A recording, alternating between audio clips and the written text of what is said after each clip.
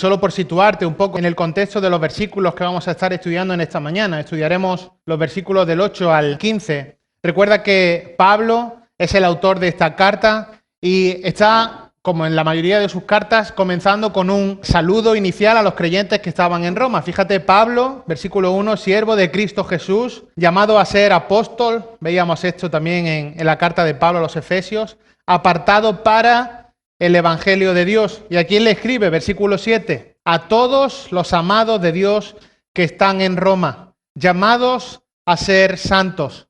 Bueno, le estaba escribiendo a los creyentes comunes y corrientes que se encontraban en la iglesia de Roma. Creyentes que necesitaban saber que toda persona es pecadora y que por tanto, por su propia naturaleza, lo único que merecían es ir al infierno. Creyentes como tú y como yo, que necesitaban saber que solo Cristo salva, que solo Cristo es quien puede proveer reconciliación con Dios, que solo Cristo es quien puede liberar de pecado, que solo Cristo es que te da una seguridad de vida eterna. Y todo esto solo por la obra soberana de Dios. Fíjate, a los que están en Roma, llamados, versículo 7, a todos los amados.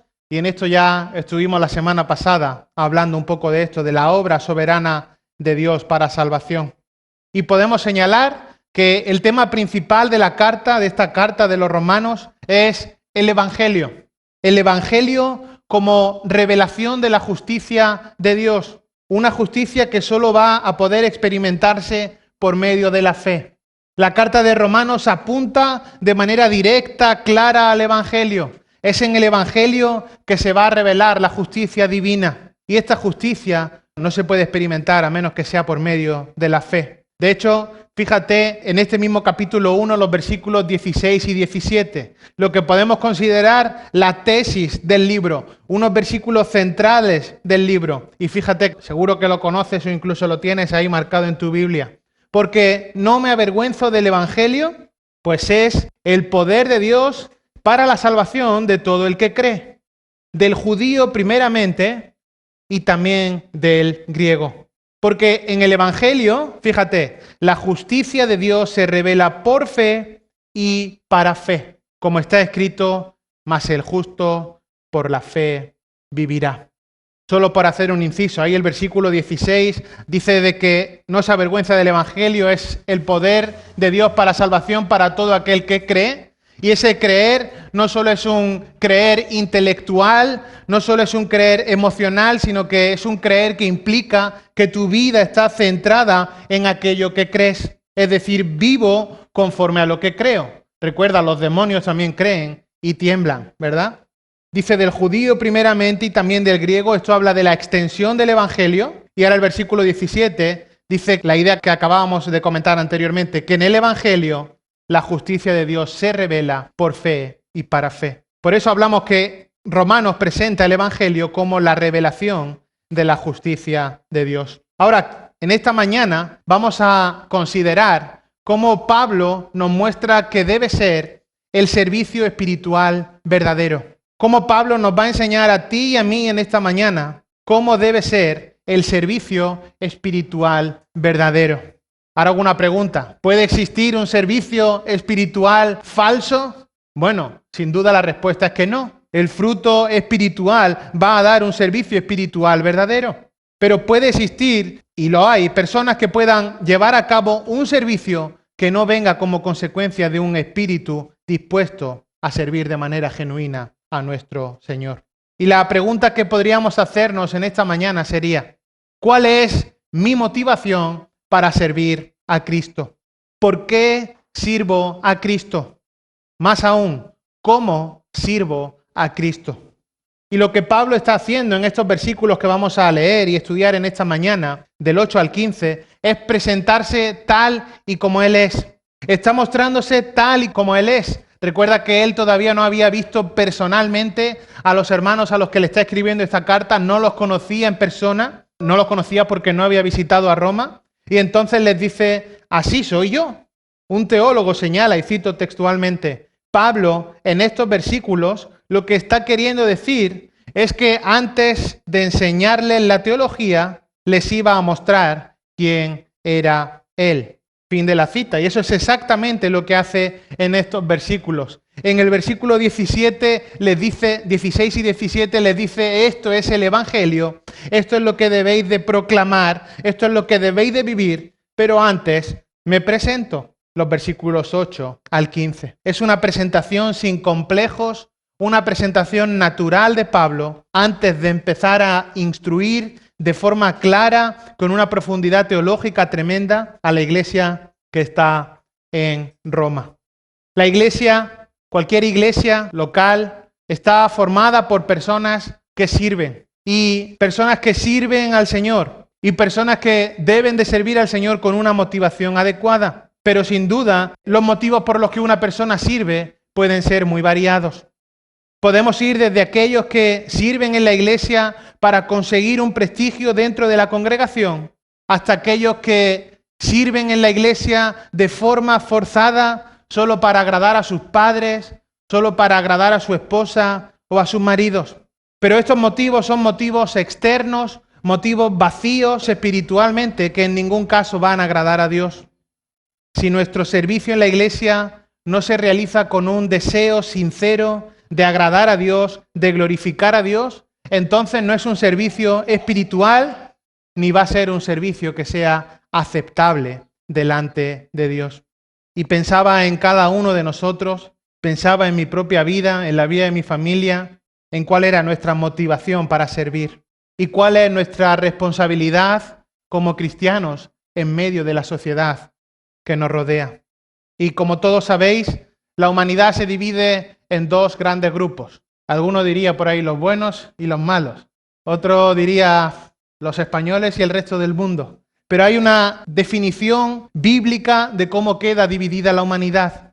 Y por un lado están aquellos que han sido salvados por la gracia de Cristo, que se han acogido a sus méritos en la cruz del Calvario y que por tanto son herederos de la vida eterna. Y por otro lado están los incrédulos, aquellos que rechazan el Evangelio de Dios. No hay más. Toda la sociedad queda dividido en estos dos grupos. Y como cristianos, tú y yo tenemos la obligación, tenemos el mandato bíblico de ir hacia los incrédulos y de evangelizarles, de apuntarles a Cristo, siempre que nos sea posible. Y aún entre cristianos, tú y yo, tenemos la responsabilidad de ser un instrumento de edificación, de exhortarnos a las buenas obras, de animarnos por medio de la palabra, con nuestra vida, con nuestra boca. Debemos de ayudarnos a crecer en santidad por medio de la oración, el estudio de la palabra, en nuestras propias conversaciones, en todo. Así que como cristianos, tú y yo tenemos una obligación sobre toda persona en la faz de la tierra, y es evangelizar y edificar. Evangelizar y edificar. Y en todo esto debemos de apuntar a las personas, sean creyentes o no, a Cristo. Ser instrumentos que Dios usa para evangelizar al incrédulo y para edificar al creyente. Y este es el modelo que Pablo presenta en estos versículos que vamos a estudiar hoy en Romanos capítulo 1, los versículos del 8 al 15. Toda persona sobre la faz de la tierra tenemos responsabilidad, bien para evangelizarla, bien para edificarla. Fíjate, Romanos capítulo 1, versículo 8. Dice así la palabra del Señor. En primer lugar, doy gracias a mi Dios por medio de Jesucristo, por todos vosotros, porque por todo el mundo se habla de vuestra fe. Versículo 9. Pues Dios, a quien sirvo en mi espíritu en la predicación del Evangelio de su Hijo, me es testigo de cómo sin cesar hago mención de vosotros, siempre en mis oraciones, implorando que ahora, al fin, por la voluntad de Dios, logre ir a vosotros, porque anhelo veros para impartiros algún don espiritual a fin de que seáis confirmados. Es decir, para que cuando esté entre vosotros nos confortemos mutuamente, cada uno por la fe del otro, tanto la vuestra como la mía. Versículo 13. Y no quiero que ignoréis, hermanos, que con frecuencia he hecho planes para ir a visitaros, y hasta ahora me he visto impedido, a fin de obtener algún fruto también entre vosotros, así como entre los demás gentiles. Tengo obligación tanto para con los griegos como para con los bárbaros, para con los sabios como para con los ignorantes. Así que, por mi parte, ansioso estoy de anunciar el Evangelio, también a vosotros que estáis en Roma. Este será nuestro pasaje en esta mañana y vamos a ver 3 compromisos que están presentes en la vida de Pablo que cada uno debe de tener para extender el Evangelio. 3 compromisos que están presentes en la vida de Pablo y que cada uno, tú y yo, debemos de tener para extender el Evangelio. Ese era el propósito de Pablo. Versículo 15, ansioso estoy de anunciar el Evangelio. Versículo 16, porque no me avergüenzo del Evangelio. Versículo 17, porque en el Evangelio la justicia de Dios se revela por fe y para fe. Así que vamos a ver 3 compromisos que están presentes en la vida de Pablo y que podemos aplicar a nuestra vida para extender el Evangelio. El primero de ellos es la gratitud por el Evangelio. Lo vamos a ver en el versículo 8. Gratitud por el Evangelio. En segundo lugar, la edificación por el Evangelio. Versículos 9 al 12. Y en tercer lugar, la extensión por el Evangelio. Versículos 13 al 15. Gratitud por el Evangelio, edificación por el Evangelio y extensión por el Evangelio. Vamos con el primero de ellos. La primera marca o característica o compromiso que está en Pablo y que tú y yo debemos de tener para extender el Evangelio. La gratitud por el Evangelio. Versículo 8. Fíjate, empieza ahí y dice en primer lugar. O Reina Valera 60 lo traduce primeramente.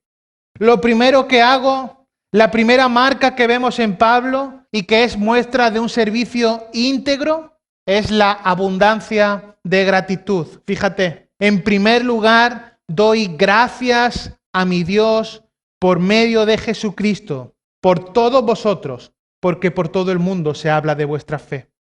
Lo primero que hace es estallar en unas palabras de gratitud.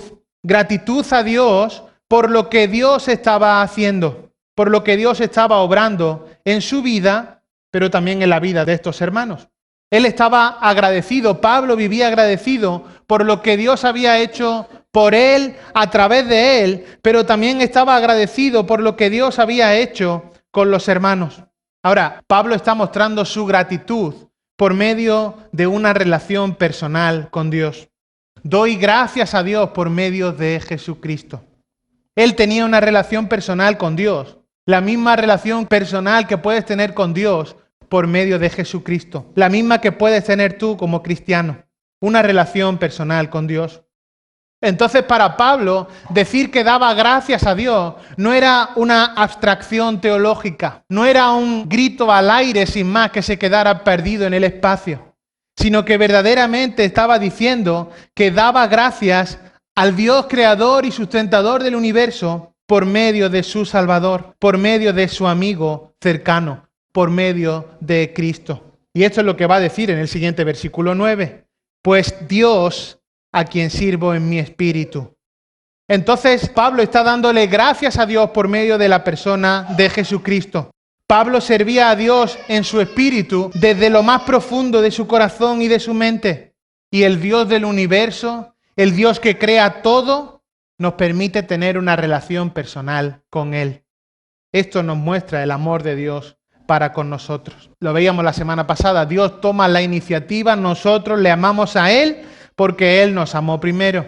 Y nos permite que nosotros, pecadores, que estábamos muertos en nuestros delitos y pecados, que no buscábamos a Dios, ahora podamos tener una relación personal con Él. Dios toma la iniciativa de llamarnos, escogernos, de hacernos entender el Evangelio y de hacernos sus hijos. De tal manera que ahora podemos tener una relación personal con Él por medio de Jesucristo. ¿Recuerdas? Si mantienes la cita aquí en Romanos 1 y vas a la primera carta de Juan, en el capítulo 3 y versículo 1, nos da esta misma idea. Y vuelve a estallar aquí Juan y dice en el capítulo 3, versículo 1, mirad cuán gran amor nos ha otorgado el Padre para que seamos llamados hijos de Dios. Y eso somos. Por eso el mundo no nos conoce, porque no le conoció a Él. Mirad cuán gran amor nos ha otorgado el Padre para que seamos llamados hijos de Dios. ¡Qué expresión de amor! Por eso Pablo dice, doy gracias a mi Dios. Doy gracias a mi Dios. Y cada uno de nosotros podemos decirle a Dios, Dios mío. Como veíamos también la semana pasada, podemos clamar, Abba Padre, Papi. Una relación cercana, personal con el Creador del universo. Esto es un privilegio.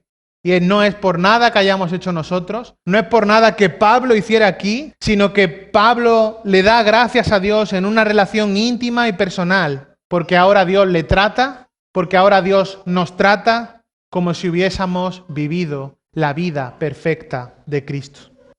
Lo dice ahí, doy gracias a mi Dios por medio de Jesucristo. ¿Cómo es posible tener una relación íntima con Dios? ¿Cómo Pablo tiene una relación íntima con Dios? Mediante Jesucristo. Jesucristo es el único mediador eterno entre Dios y el hombre. No hay otra manera, recuerda, nadie viene al Padre sino por mí, Juan 14:6. Así que los creyentes, aquellos que somos creyentes en Cristo, que nos hemos acogido a los méritos de Cristo en la cruz, somos aquellos que tenemos el privilegio de llamar al Dios Todopoderoso, omnisciente, omnipresente, mi Dios. No por nada que hayamos hecho nosotros, sino solo debido a Cristo. Solo a través de la vida y de la obra de Cristo tenemos acceso a Dios. Y solo por medio de Cristo es que podemos decir, doy gracias a mi Dios. Por eso marca ahí en tu Biblia esa palabra Jesucristo. Porque tenemos una relación con Dios, con el Creador del universo, no por nuestras propias obras, no por nuestros propios medios, no porque hablemos muy bien, seamos muy guapos o tengamos mucho dinero. No hay nada en nosotros que nos haga tener una relación íntima con Dios. No había nada en la vida de Pablo que le permitiera tener una relación íntima con Dios. Solo mediante la fe y la gracia de Dios, mediante Jesucristo. Tremendo. Pablo se presenta y dice, le doy gracias a Dios, tengo una relación íntima con Dios, gracias a la obra de Cristo. Y esa es su primera credencial. Voy a Dios por medio de Cristo. ¿Y por qué mi gratitud? Ahora viene el motivo de la gratitud de Pablo.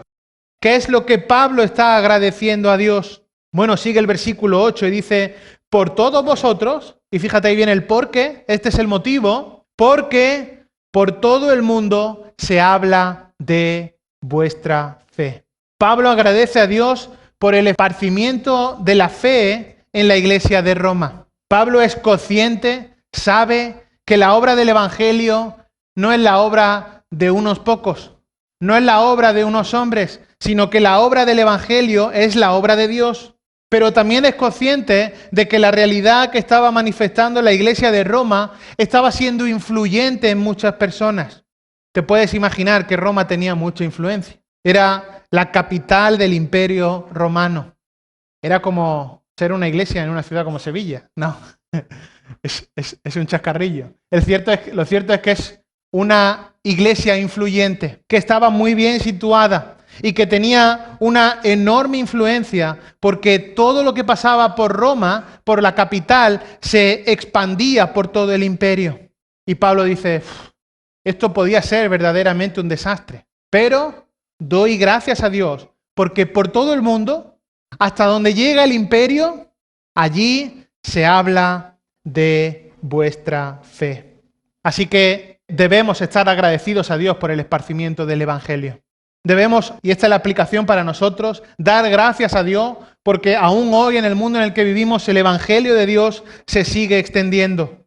Y no debemos de estar agradecidos solo por las bendiciones temporales que recibimos del Señor, que nos dé trabajo, salud, que está muy bien y debemos de estar agradecidos, pero no solo en eso, sino que debemos estar agradecidos aún más si cabe, porque hay una tremenda necesidad en las personas de escuchar el Evangelio. Y debemos de estar agradecidos por ello, porque el Evangelio se sigue extendiendo. Debemos estar agradecidos de que Dios siga usando personas en esta iglesia y en otras iglesias, en este país y en otros países que siguen proclamando fielmente el Evangelio de Cristo. Y eso es lo que hace aquí Pablo. lo primero que hace es expresar la gratitud a Dios por medio de Jesucristo, en que su fe, su testimonio, la obra del Evangelio se estaba extendiendo. Pablo se presenta en primer lugar como alguien que tiene un corazón de gratitud. Ahora, un corazón que es ingrato al Señor, es un corazón que es egoísta, es un corazón que es egocéntrico, un corazón que es legalista. No era este el caso de Pablo, y no es este el caso que debe ser tu corazón y el mío. Pablo tenía verdaderamente un corazón agradecido por lo que Dios estaba haciendo, obrando en su vida, pero también lo tenía por cómo Dios estaba obrando en la vida de otros hermanos, por cómo Dios estaba obrando en la vida de otra iglesia y por cómo Dios estaba obrando en la extensión del Evangelio. Y así debe ser tu vida y la mía. Este es el primer compromiso de Pablo que debemos de tener para extender el Evangelio, estar agradecidos por el Evangelio. Hay un segundo compromiso que lo vemos en los versículos 9 al 12 y es la edificación por el Evangelio. La edificación por el Evangelio. Fíjate lo que dicen los versículos 9 al 12. Pues Dios, a quien sirvo en mi espíritu en la predicación del Evangelio de su Hijo, me es testigo de cómo sin cesar hago mención de vosotros, siempre en mis oraciones, implorando que ahora, al fin, por la voluntad de Dios, logre ir a vosotros, porque anhelo veros para impartiros algún don espiritual, a fin de que seáis confirmados. Es decir, para que cuando esté entre vosotros nos confortemos mutuamente, cada uno por la fe del otro, tanto la vuestra como la mía. El segundo compromiso es la edificación por el Evangelio. Y antes de ver esta idea, es necesario resaltar dos aspectos, dos características que vemos aquí de Pablo. Y la primera de ellas es que obra en verdad. Obra en verdad. Fíjate, hay una palabra ahí que es clave y que aparece en el versículo 9 que dice, pues Dios, ahí hay una coma y dice lo que hace y otra coma. Dios me es testigo. Testigo me es Dios. Y Pablo está haciendo referencia a la omnisciencia de Dios. Está diciendo, Dios conoce todo y sabe que esto que voy a decir ahora es verdad. Que no se trataba solamente de ser amable con los que le está escribiendo, ¿verdad? O cuando mandamos un WhatsApp y decimos, bueno, no te preocupes que oro por ti y esperamos que sea cierto, ¿verdad? Pero aquí lo que está diciendo es que no se trata solamente de ser amable con los hermanos, sino que lo que Pablo iba a sentenciar a continuación era verdad. Dios me es testigo. Y así debemos de ser nosotros. No solo cuando nos dirijamos a un hermano, sino que debemos de ser conscientes de que tú y yo a cada momento vivimos en la presencia de Dios todo el tiempo. Dios está todo tiempo, en todo lugar, con cada uno de nosotros. Dios conoce todo lo que su iglesia hace. No hay lugar donde nos podamos esconder del Dios omnisciente. Dios no puede ignorar nada en nuestra vida. Dios está al perfecto control y conocimiento de cada aspecto, cada detalle de tu vida, de la vida de tu familia, de la vida de su iglesia. Esto no debe de asustarnos, ni mucho menos, pero sí que debe de llevarnos a no pecar, debe de llevarnos a no obrar con hipocresía, a no vivir de una manera en la iglesia los domingos y de otro modo totalmente diferente cuando salimos de la iglesia. Porque los ojos de Dios están en todo lugar.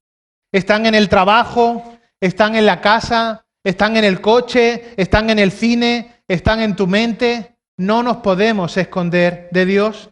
Por eso clamaba el rey David, ¿a dónde huiré de tu presencia? Es imposible, a ningún sitio. Así que este compromiso es muy importante.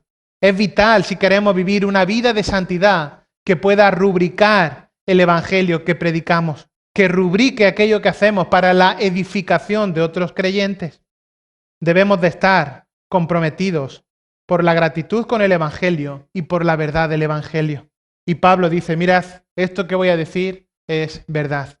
Pero hay un detalle más y es que Pablo está mostrando adoración. No solo Pablo está hablando en verdad, sino que Pablo está mostrando un nivel tremendo de adoración. Y esto lo vemos también en este versículo 9. Dice, pues Dios, y lo primero que hace es ponerse en su sitio, a quien sirvo en mi espíritu.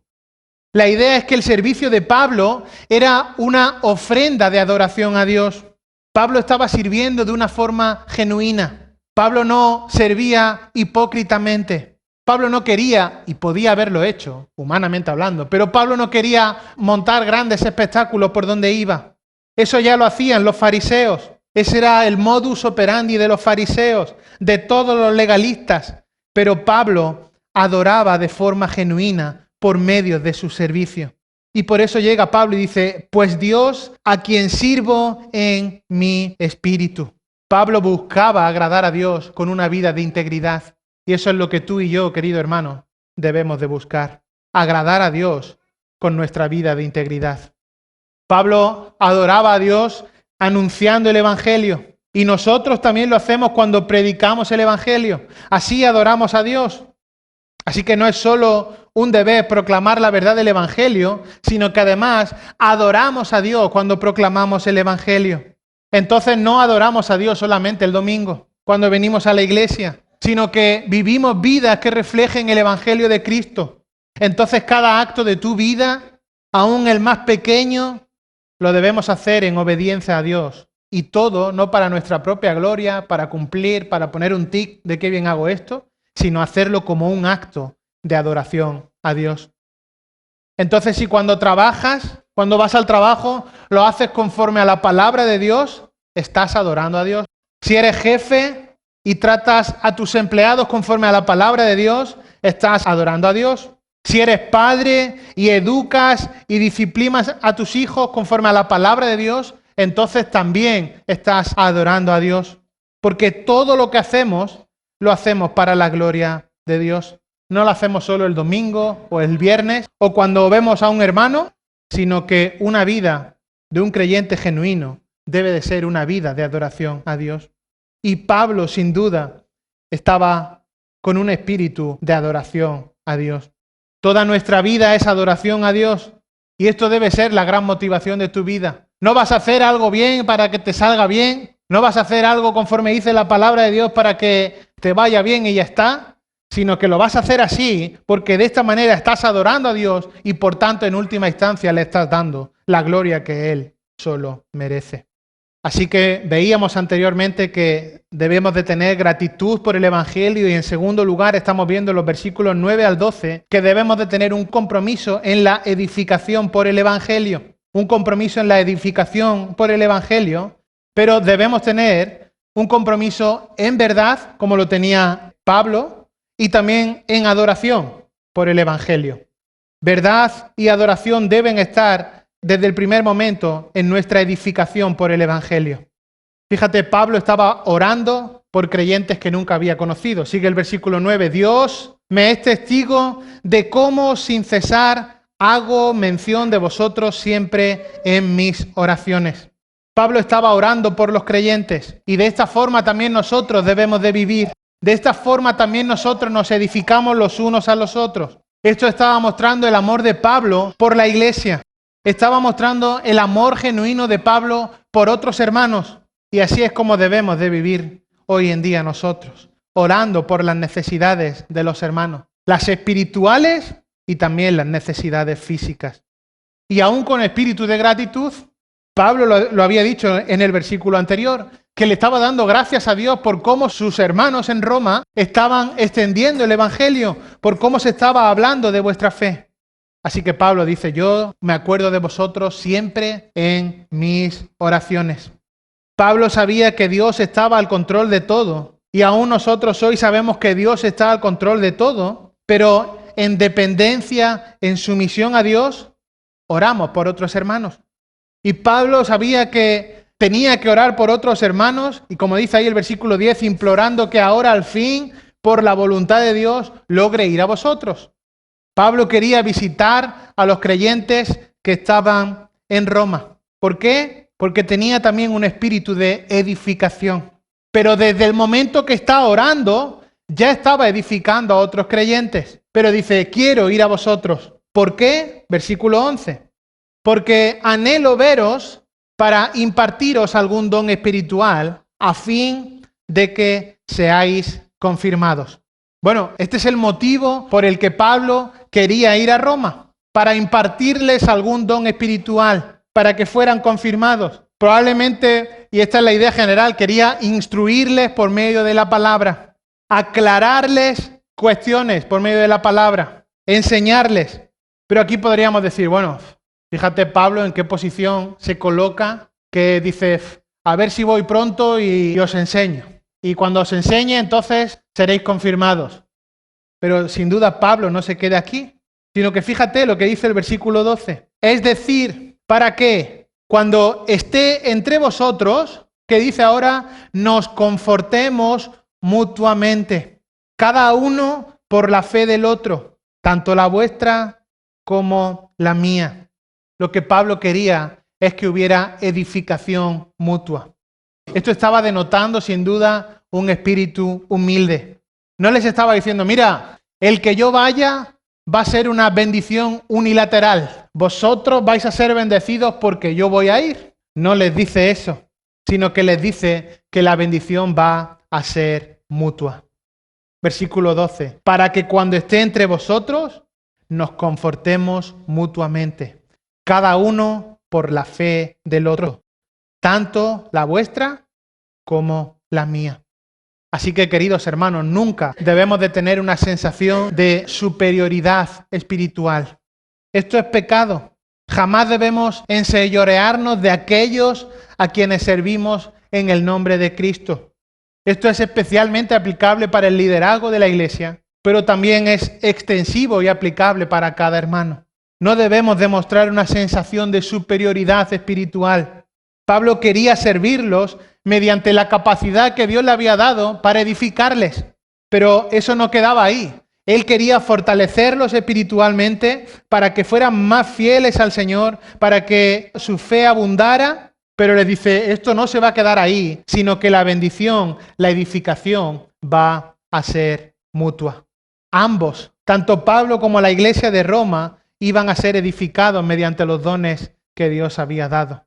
Pablo, el apóstol, Pablo, él iba a ser edificado también por los hermanos que se encontraban en Roma. Qué humildad, qué amor de Pablo en base a asumir que él iba a ser edificado por los hermanos. Esto es entender la edificación que viene por el Evangelio. Pablo está mostrando el compromiso con la iglesia. Estos son los beneficios de estar en la iglesia.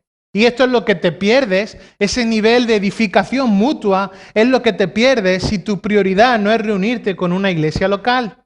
Por eso la Biblia, y lo leíamos al principio de culto, nos llama a no dejar de congregarnos. Ser parte de una iglesia es poder servir para la gloria de Dios a otros hermanos, ser servido por otros hermanos.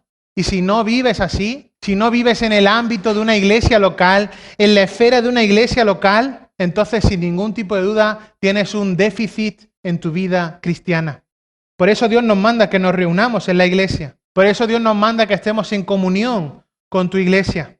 Y cuando no vives como Pablo, buscando un entorno de edificación mutua, buscando servir y ser servido por la iglesia, entonces vas a perder el privilegio de ver cómo Dios te da la posibilidad, el privilegio de servir a otros hermanos. Y cuando no haces esto, en última, vas a ser más débil ante el pecado. Vas a ser más débil cuando venga la tentación. Vas a ser más débil para soportar la tentación. Y todo esto lo vas a perder si dejas de congregarte en una iglesia. Van a crecer los problemas. Esto se va a trasladar a tu vida personal, a tu vida familiar, a tu matrimonio, a tu familia, a tu trabajo. Todo se va a ver afectado. Por eso, para la edificación por el Evangelio, para la gloria de Dios, debe de haber un compromiso con la iglesia local. Para extender, por tanto, el Evangelio, si queremos aprender 3 compromisos que estaban en la vida de Pablo, en primer lugar debemos de ser agradecidos por el Evangelio y en segundo lugar, estar comprometidos con la edificación del Evangelio. Hay un último compromiso y está en los versículos 13 al 15. Y es la extensión por el Evangelio. La extensión por el Evangelio. Versículos 13 al 15, dice así la palabra del Señor. Y no quiero que ignoréis, hermanos, que con frecuencia he hecho planes para ir a vosotros, y hasta ahora me he visto impedido, a fin de obtener algún fruto también entre vosotros, así como entre los demás gentiles. Versículo 14, tengo obligación tanto para con los griegos como para con los bárbaros, para con los sabios como para con los ignorantes. Así que, por mi parte, ansioso estoy de anunciar el Evangelio también a vosotros que estáis en Roma. ¿Qué quería Pablo? Bueno, Pablo quería ir a ver a los creyentes en Roma, pero no había podido hasta ese momento porque había sido estorbado. El Señor no había abierto esa posibilidad y probablemente no había sido porque estaba ocupado no haciendo cosas en casa, sino que estaba ocupado con la extensión del Evangelio en otro lugar. Pero Pablo quería ir a Roma para edificarse mutuamente con los hermanos, pero también para que hubiera nuevos convertidos entre los gentiles. Fíjate, por eso dice ahí el versículo 13, al final, a fin de obtener algún fruto, estos nuevos creyentes, también entre vosotros, así como entre los demás gentiles. Pablo está mostrando que él era con los gentiles deudor, que él era deudor a todos los gentiles, porque Pablo veía que llevarles el Evangelio, que anunciarles la verdad de Cristo, que transmitirles la verdad del Evangelio era su obligación, era su llamado. Y Pablo, y permitirme la expresión, Pablo no era tonto. Pablo sabía que probablemente cuando llegara a Roma, los romanos lo que iban a hacer era despreciarle, que muchos de ellos incluso lo que iban a hacer era dañarle, hacerle daño.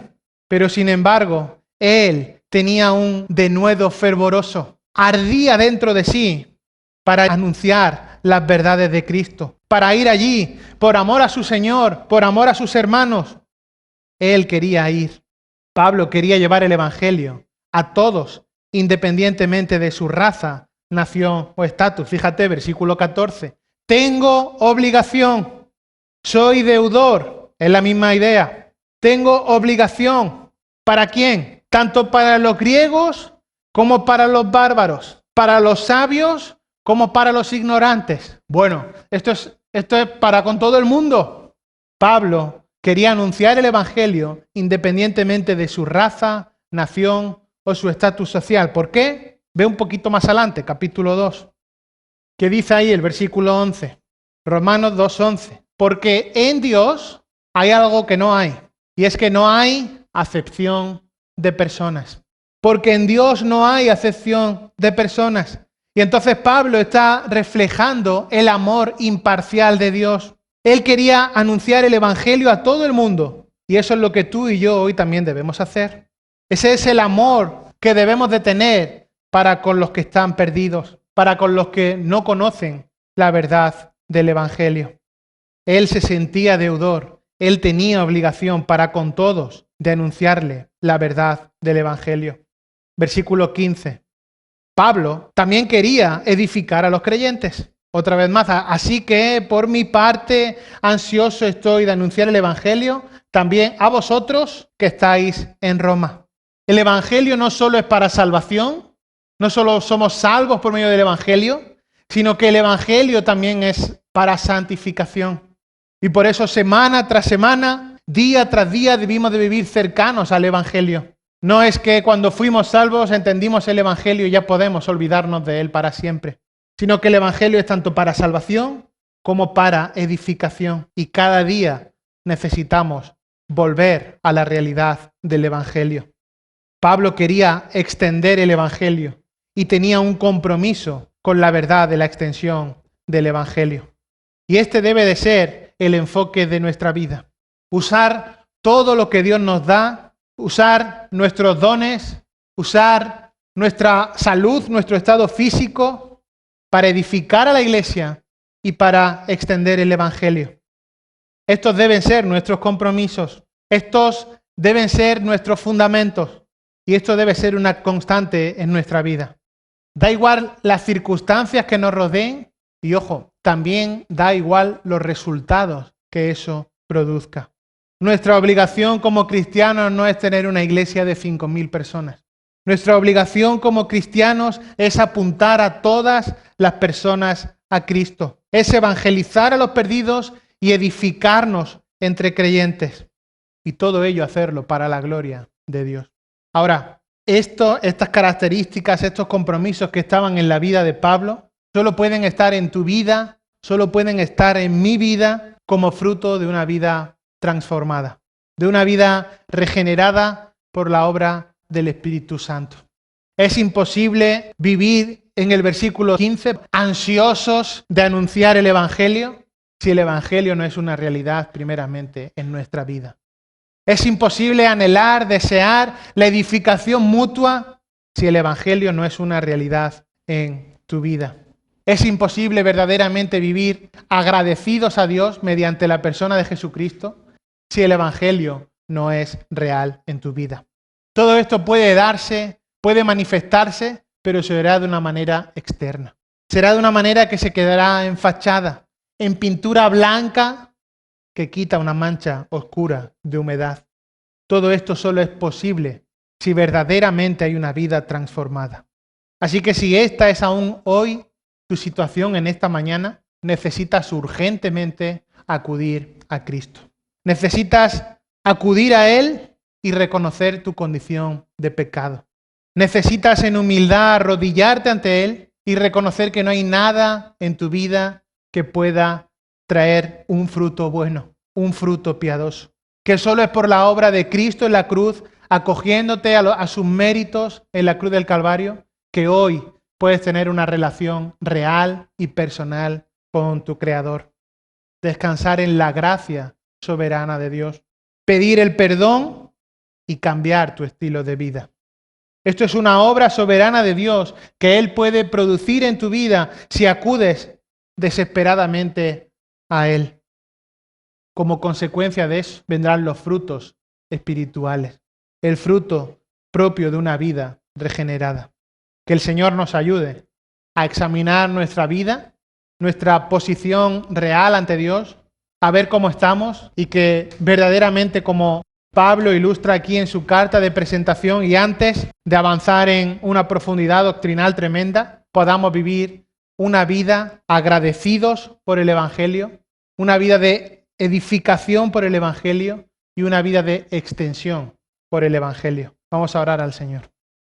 Señor y Padre nuestro que estás en el cielo, agradecemos, Señor, la oportunidad de estar en esta mañana juntos, congregados, de abrir tu palabra, de hacerlo libremente. Señor, no descansando en ninguna obra personal, en ninguna característica propia, Señor, sino reconociendo que fue tu gracia, tu infinito amor, tu misericordia que nos alcanzó.